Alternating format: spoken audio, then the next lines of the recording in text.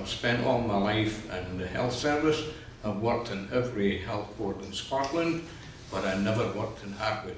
I'd first seen Hartwood Hospital from the train, and it was one of those really misty autumn days, and I just saw this castle looming out of the mist, but it was kind of burnt out, like a husk, a shell of what it had once been, and I was absolutely intrigued to know what it was, and Googled it, and it turned out it was Hartwood Psychiatric Hospital.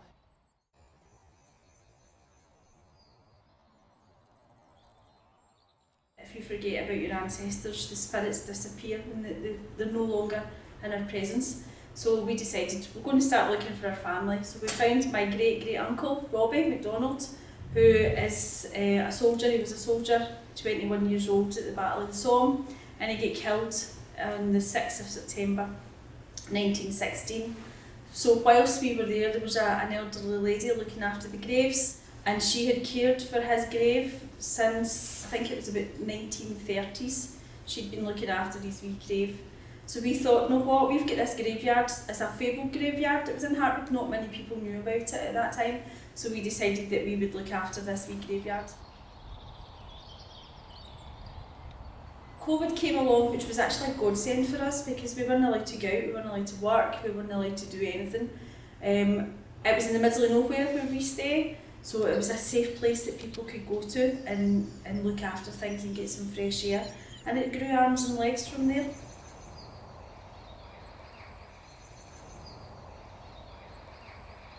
Say, for instance, you had epilepsy, you would be institutionalised.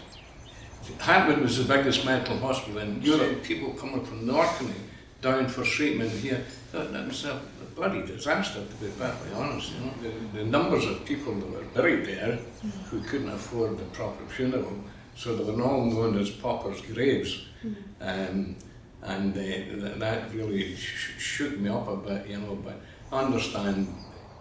Hartwood Asylum was actually constructed in 1895, and the first burial was by Thomas Eddy in 1896, just the start of that, so it was only a couple of months after it opened. It was actually first meant to accommodate only 500 people.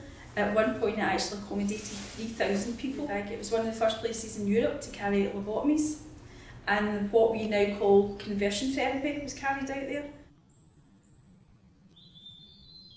I used to work in a school for 16 years. Unfortunately, we had 6 young people complete suicide, and then I went into mental health because I thought we need to do something to help our young people and our adults actually realise that there's more to their life than taking their own. So I then went into mental health, as I said. So the idea of people being buried through no cause of their own, a lot of them had babies that were just put in Hartwood because society in the Victorian times deemed them as being not appropriate for society, or people that just didn't fit in, that had autism and things like that. So they were put into Hartwood and basically left there. And when they unfortunately died, there was nobody there to come and take them home and bury them. So they put them in the paupers' graveyard and left them there. So that tie-up between the mental health and being not known. So they were forgotten in life, and then we were also now forgotten in death. As I said, we've got 1,255 people in the graveyard. We've got 2 babies who are actually brother and sister. People were put in the asylum through no fault of their own.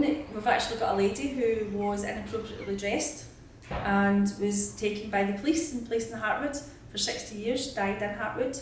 There's no rhyme or reason. We've got 15 soldiers from World War I, which we now know as them having PTSD. If you didn't fit into the normals of society, you would probably have a good chance of getting put in Hartwood. I think it's important because mental health is still here. We've still got a lot to learn about mental health, got a long way to go in mental health, and the more we talk about it and the more we actually let people see that it is normal. I hate that word normal, but if we get it out there, that the message that why are we ashamed, why do we have the stigma, and why do we hide it? We've had these people for 150 years, and it's all through stigma and what society deems as shameful.